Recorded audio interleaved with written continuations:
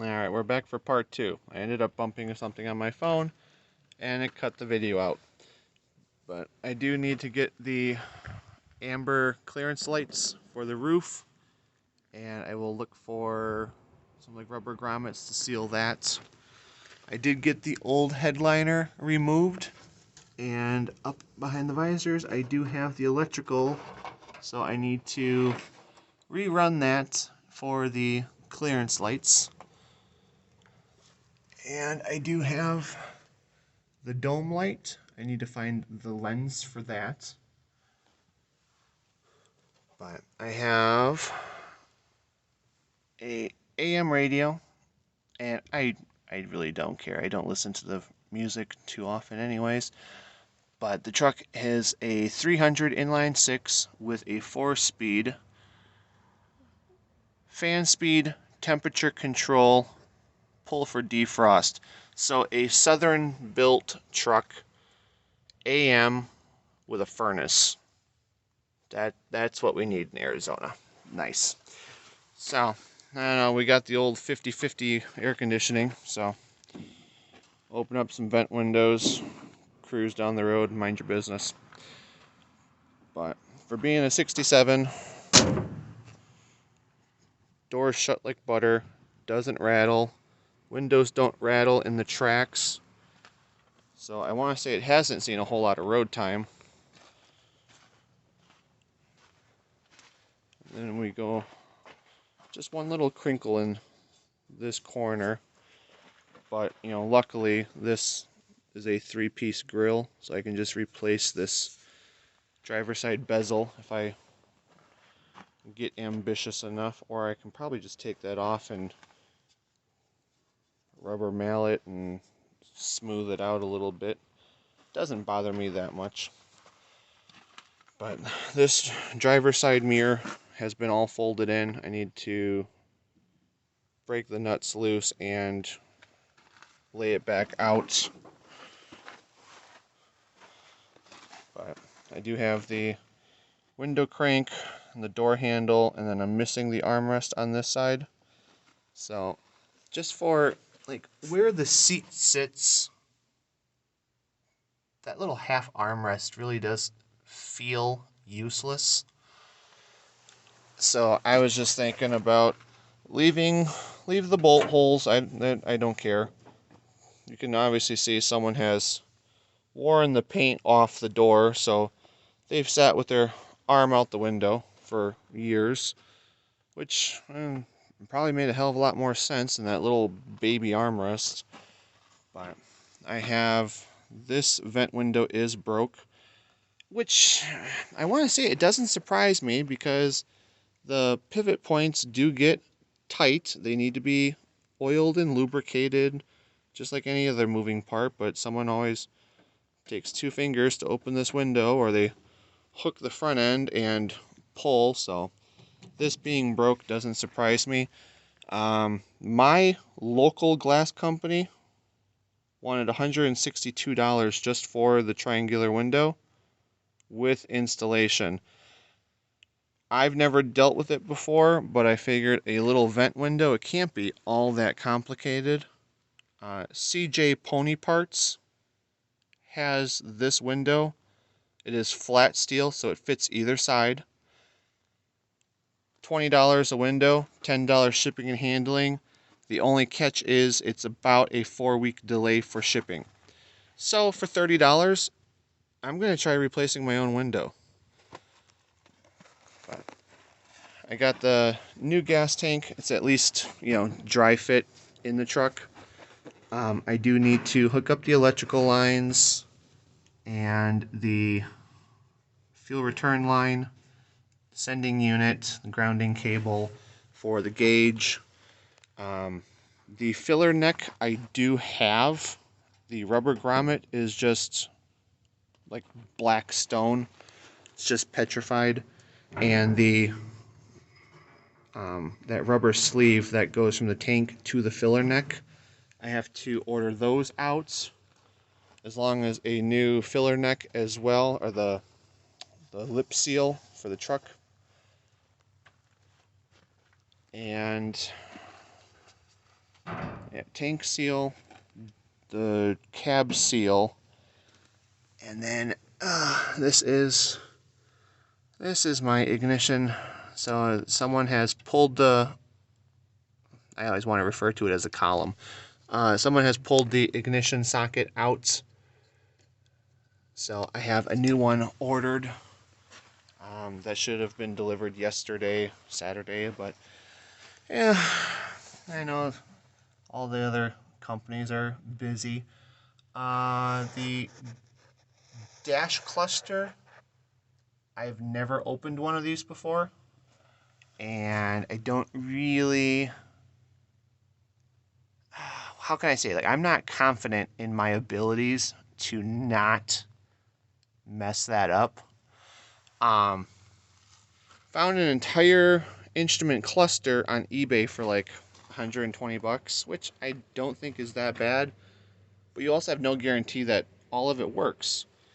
But once again, on the internet, there is a company that the white or the clear plastic lens, I guess that's replaceable.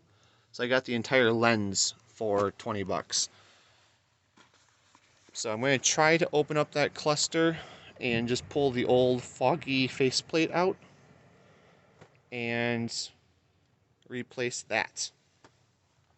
But for being a camper special, it does have the power vacuum advanced brakes, or the vacuum assisted brakes, the full floater rear axle.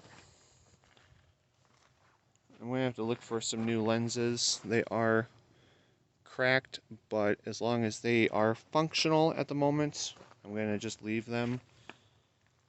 But this is the radiator. I found a receipt in the what was left of the glove box.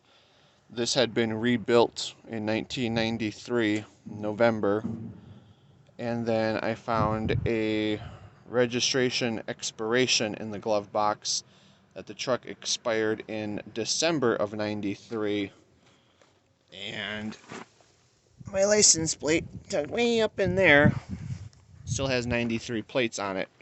So I want to say the truck had a fuel tank issue, carburetor issue, and maybe some kind of overheat problem.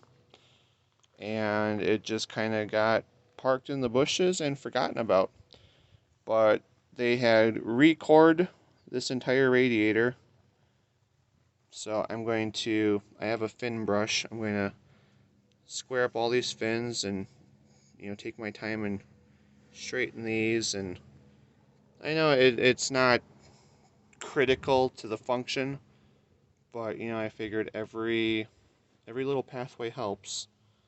But there is like no rust, it's pristine inside. So I figured worst case scenario probably just needs a new cap. That little carburetor is one that came with the truck, as well as another one that I sent back for a core fee on the carburetor that I did buy. But it's got the wraparound. I want to say it was Ford factory. Let me move this radiator. And we're going to make a little noise.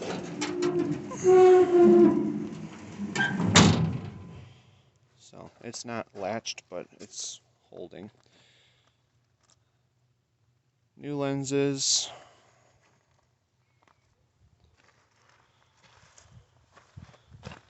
It's a little thin, where you can see where the diamond plate's broken loose. But I want to say it might have been rear-ended. But the bumper took the majority of it because there's no damage to the truck. This got kicked out a little bit. So I'm going to, there you go. I'm going to try and drop the bumper and fix it up a little bit. This is pushed down and in. It's like curled. I'm going to try and hammer that flat. There is the license plate light. And in Arizona, you need to have that illuminated. So that's immediately going to get me pulled over because cops out here have nothing better to do. And then someone put custom built cage on it, which I actually kind of like. It's a little beat up. You know, the truck has seen some use, but hell, I mean, she's 55 years old. Leave it alone.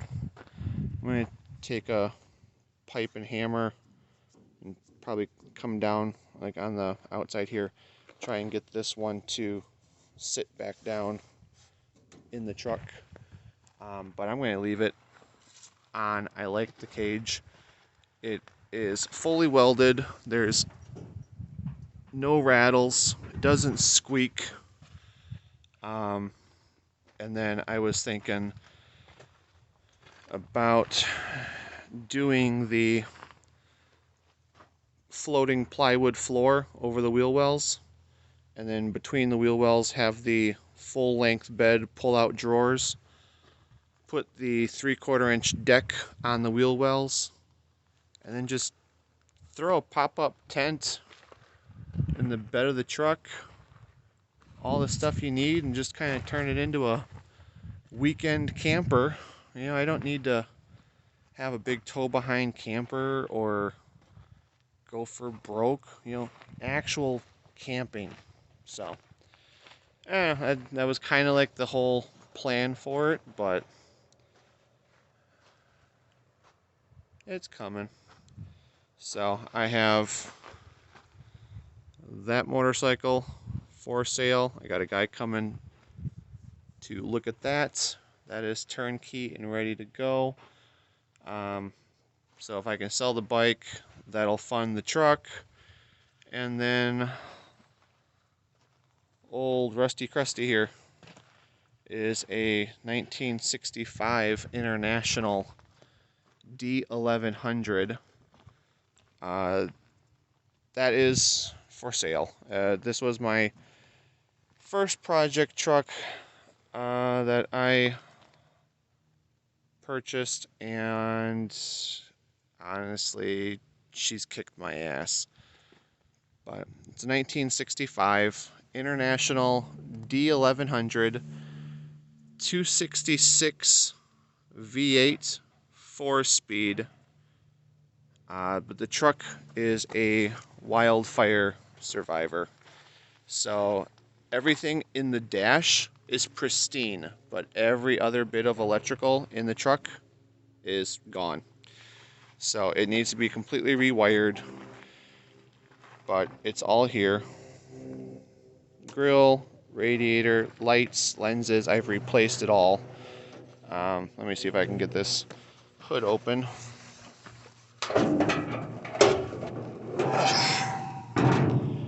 So, ow.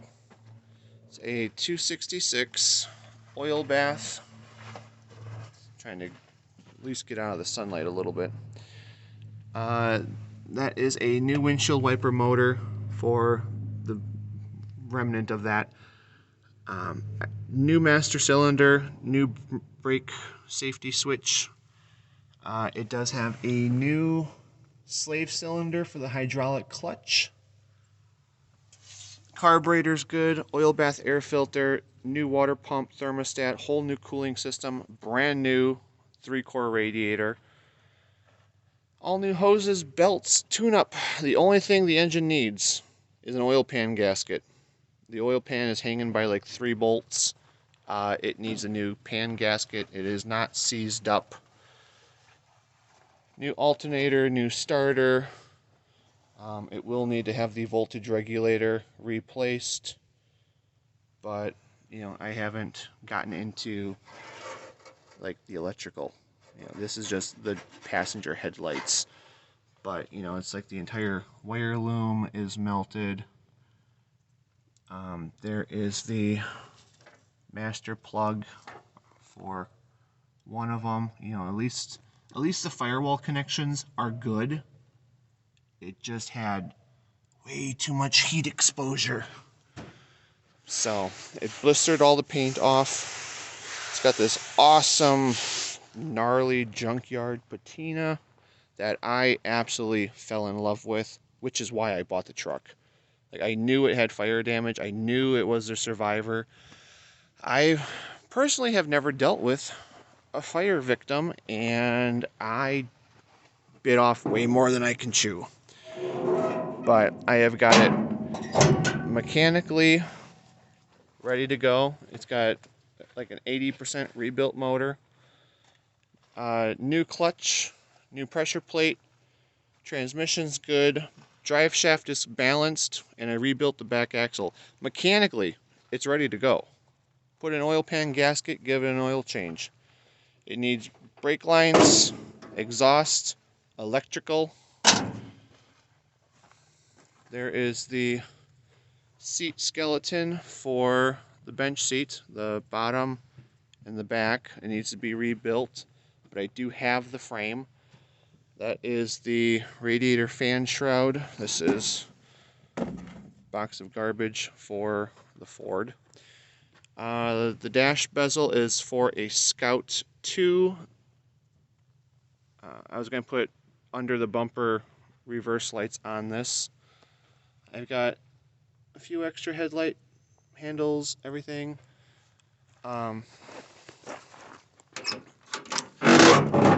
Good mirrors. The door creak, it sounds horrible.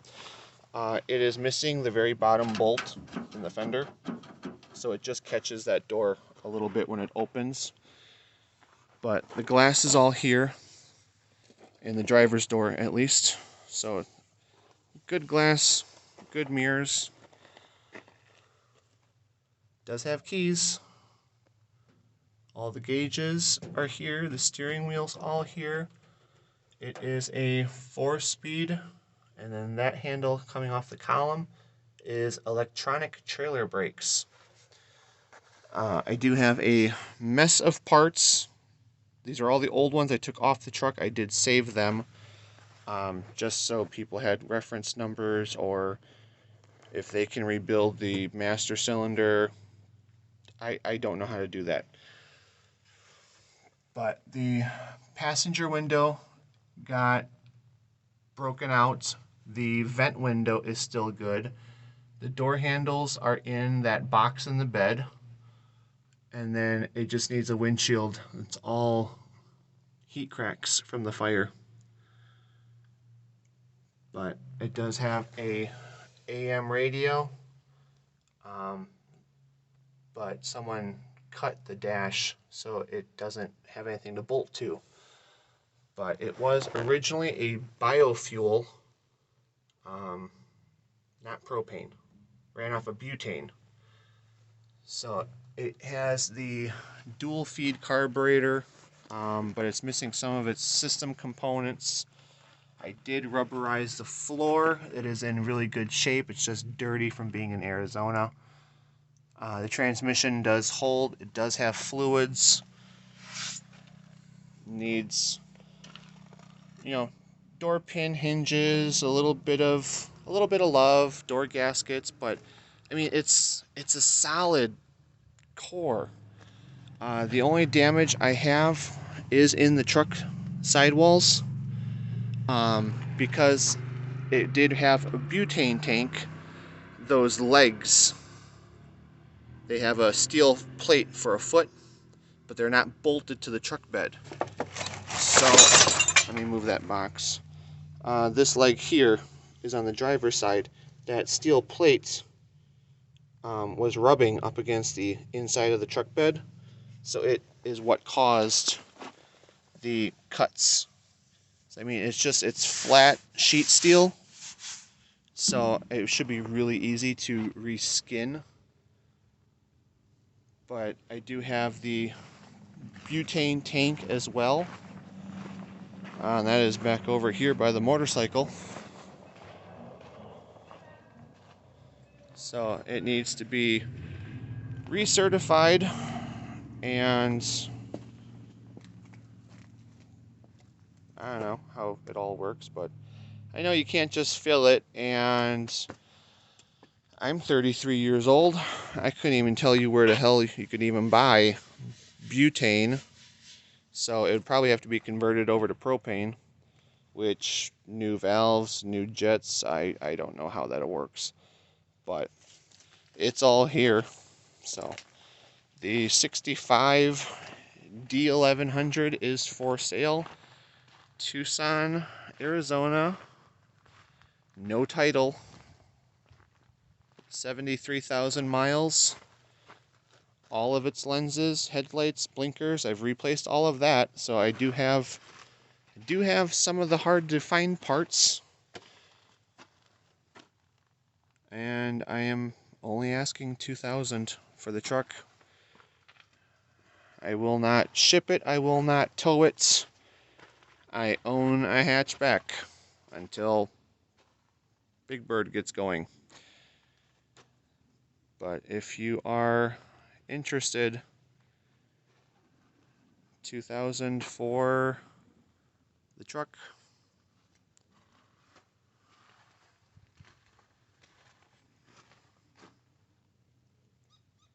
Yeah, old iron. But anyways, this is part 2 on the Ford and what I've got going on at my little front yard shop. So anyways, this is La Fontaine, and I will catch you guys next time.